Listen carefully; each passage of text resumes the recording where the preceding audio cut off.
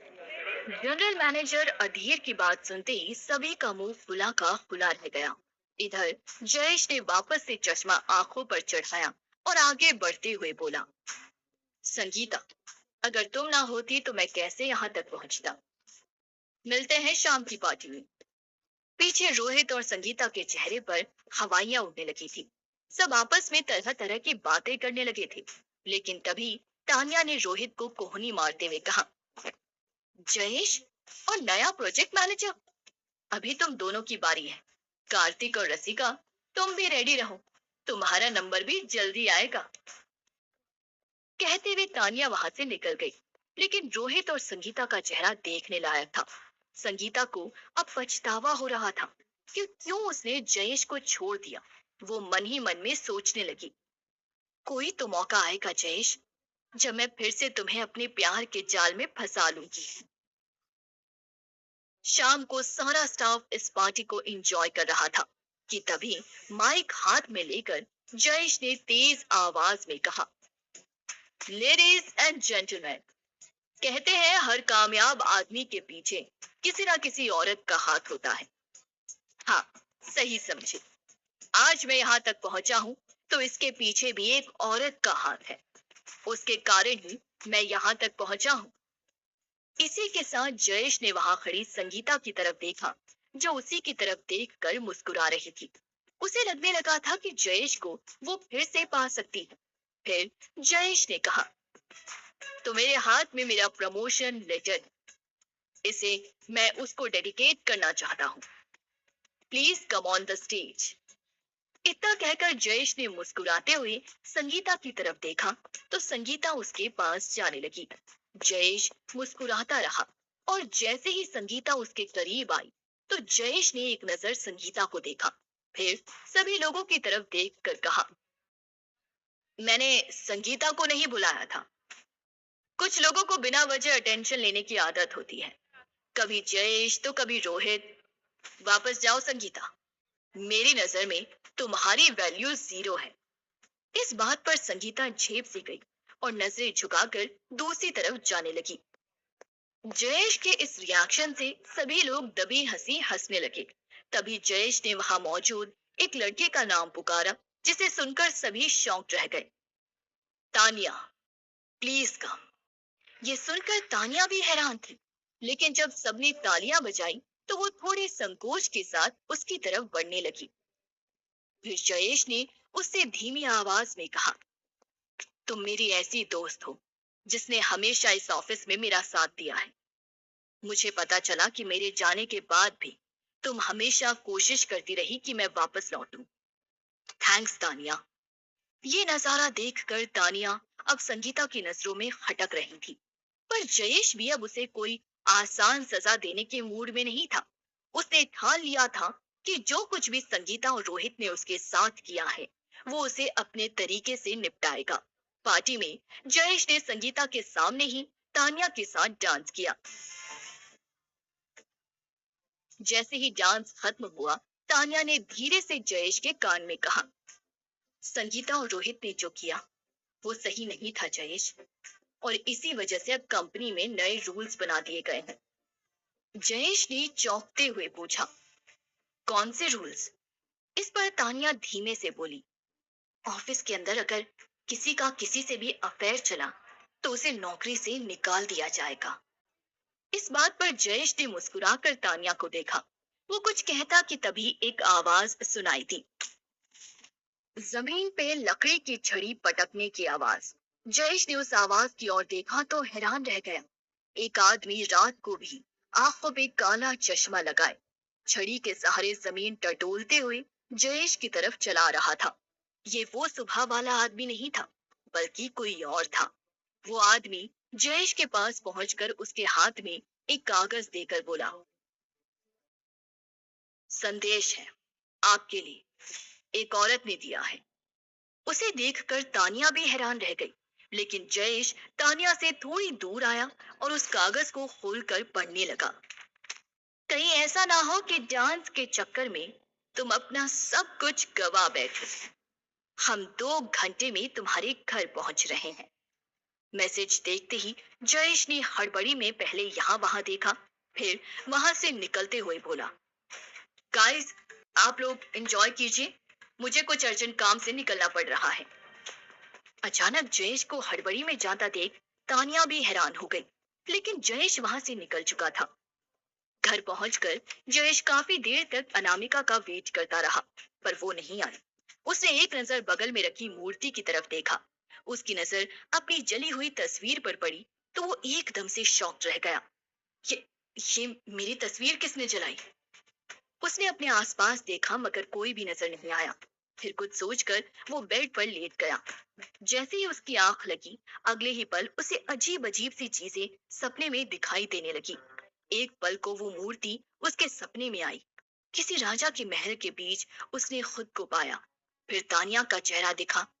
और ये क्या? सपने में जयेश तानिया के साथ इंटीमेट हो रहा था। जयेश को काफी असहज महसूस हुआ। फिर अचानक अनामिका का चेहरा नजर आया और फिर अंधेरा हो गया। सपने में जयेश का दम घुटने लगा और तभी सफेद कपड़ों में कोई लेटा हुआ दिखा। जयेश की सांसें अटकने लगी और अगले ही पल वो घबरा कर उठ बैठा। उसके पूरे जिस्म से पसीना झलकने लगा था। अचानक ही उसे अपने आसपास चमेली की खुशबू महसूस हुई। जैसे ही उसने सामने देखा तो वो और भी ज्यादा चौंक गया, क्योंकि अनामिका कमरे के दरवाजे पर खड़ी थी। वो उसे घूरते हुए बोली, क्या हुआ? कोई बुरा सपना देख रहे थे क्या? कहते हुए अनामिका धीरे धीरे उसके पास आई और अचानक ही उसके गले में हाथ डालकर बगल में बैठ गई। इससे जयेश हड़बड़ाते हुए बोला, ये ये क्या कर रही हैं आप? जवाब में अनामिका ने कहा, मुबारक हो, मैंने तुम्हें तुम्हारी मन चाही जिंदगी दे दी, लेकिन इस जिंदगी में सिर्फ दिन तुम्हारे, रात मेरी होगी। तुम्हें वो करना होगा जो मैं कहूंगी।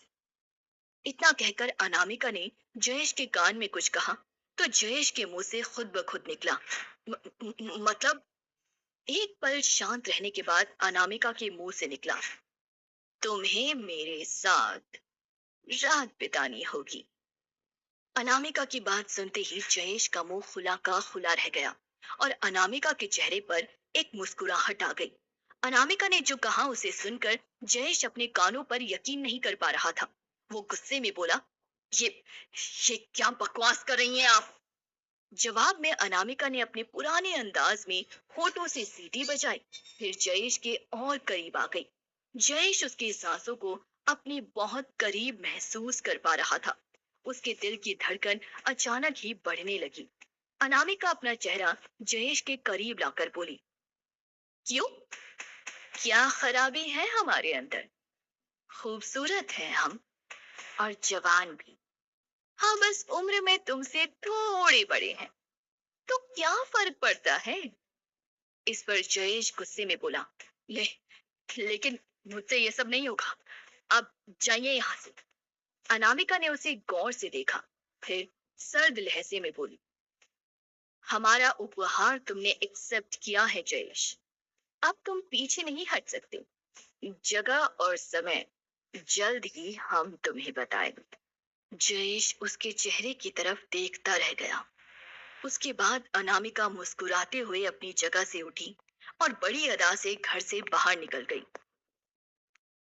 जयेश उसे अजीब सी नजरों से देखता रहा।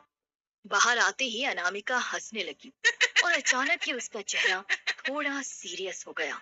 फिर वो जयेश के घर की तरफ देखते हुए बोली, एक बार हम जिसकी जिंदगी में आ गए तो वापस नहीं जाते जयेश।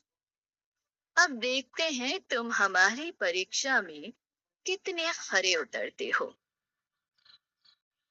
इधर अनामिका की बातों से परेशान जयेश अपने बगल में रखी नगरवधु की मूर्ति को देखने लगा। फिर कुछ सोचते हुए बोला, कोई तो कहानी है इस मूर्ति के पीछे की। जब तक मैं इसका पता नहीं लगा लेता, मुझे अनामिका को टालते रहना होगा। सुबह होते ही जयेश ऑफिस पहुंचा। रास्ते भर वो मोबाइल पर उसी मूर्ति से रिलेटेड इंफॉर्मेशन ढूंढने की कोशिश कर रहा था। जैसे वो कैबिन के करीब आया तो जयेश ने देखा वहां खड़ा रोहित तानिया से बात कर रहा है। एकाएक रोहित जयेश को देखकर बोला, जयेश, माफ कीजिएगा बॉस, आपने जो कहा था वो काम पूरा है। मैं बस थोड़ी कॉफी लेने जा रहा हूँ, क्या आप लेंगे? इतना कहकर उसने तानिया का हाथ पकड़ा, फिर उससे बोला, तानिया, क्या मेरे साथ कॉफी पियोगी? ये कहते हुए रोहित तिरछी नजरों से जयेश को देख रहा था, क्योंकि उसे पता था कि जयेश रोहित के इस बिहेवियर से गुस्से में आ चुका था। इधर तानिया ने थोड़ा सकुचाते हुए कहा, अब ओ, ओके। और फिर रोहित तानिया को लेकर कैंटीन की तरफ निकल गया। जाते हुए उसने जयेश को एक कनिंग स्माइल पास की, लेकिन जयेश इस बात से परेशान नहीं था कि रोहित तानिया को अपने साथ ले गया, बल्कि इस बात से हैरान था कि रोहित अचानक बदल कैसे गया। इन बातों को दिमाग से निकालकर जयेश कैबिन के अंदर जाकर अपना काम देखने लगा। अभी कुछ पल ही बीते थे कि तभी उसकी आंखों को धुंधला धुंधला सा कुछ दिखने लगा। देखते ही देखते उसे तेज सर दर्द होने लगा और वो आंखें बंद करके डेस्क पर सर झुका के बैठ गया। कुछ ही पलों में जैसे उसकी आंख लग गई और अचानक वो एक सपना देखने लगा। उसने देखा कि उसके घर में कोई आदमी बड़ी ही सावधानी से अंदर जा रहा था, लेकिन उस आदमी का चेहरा जयेश को नहीं दिखा। वो आदमी धीरे धीरे से उसके कमरे में गया और कुछ तलाश करने लगा। बहुत ढूंढने पर भी उसे मनचाही चीज नहीं मिली, तो उसने जयेश की अलमारी खोली। उस अलमारी में उसके हाथ कुछ पैसे लगे, लेकिन उसने उन पैसों को वहीं फेंक दिया। फिर वो गुस्से में इधर उधर कुछ ढूंढने लगा और तभी उसे कोने में एक टेबल पर नगर वधू की मूर्ति रखी हुई दिखी, जिसे देखते ही वो आदमी जोर से हंसा और आगे बढ़कर उसे अपनी जेब में रख लिया। कुछ देर में वो आदमी जयेश के कमरे से गायब हो चुका था। इसके तुरंत बाद जयेश ने देखा कि उसके सामने अनामिका गुस्से में चीख रही थी, जयेश, अगर वो मूर्ति नहीं मिली तो मेरी जिंदगी तो खत्म हो ही जाएगी, लेकिन उससे पहले मैं तुम्हें भी बर्बाद कर दूंगी। अचानक ही जयेश वर्तमान में लौट आया और वो हड़बड़ाकर इधर उधर देखने लगा। फिर कुछ सोचते हुए बोला, ये क्या था? कहीं कहीं ऐसा तो नहीं कि सचमुच मेरे घर पर कोई मूर्ति चुराने आया हो? ये ख्याल आते ही जयेश हड़बड़ी में ऑफिस से अपने घर की तरफ निकला।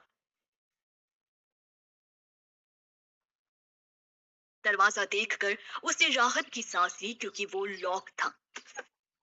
जयेश दरवाजा खोलकर अंदर गया और उस टेबल की तरफ देखा जहां उसने मूर्ति रखी थी, लेकिन उधर देखते ही जयेश के पैरों तले जमीन खिसक गई, क्योंकि नगर वधू की मूर्ति वहां से सचमुच गायब थी। आखिर कहाँ गई नगर वधू की मूर्ति? क्या होगा जब पता चलेगा अनामिका को इसके बारे में? क्या अनामिका हो पाएगी जयेश को हासिल करने में कामयाब? जानने के लिए बने रहिए इस कहानी के साथ, सिर्फ और सिर्फ पॉकेट एफएम ऐप पर।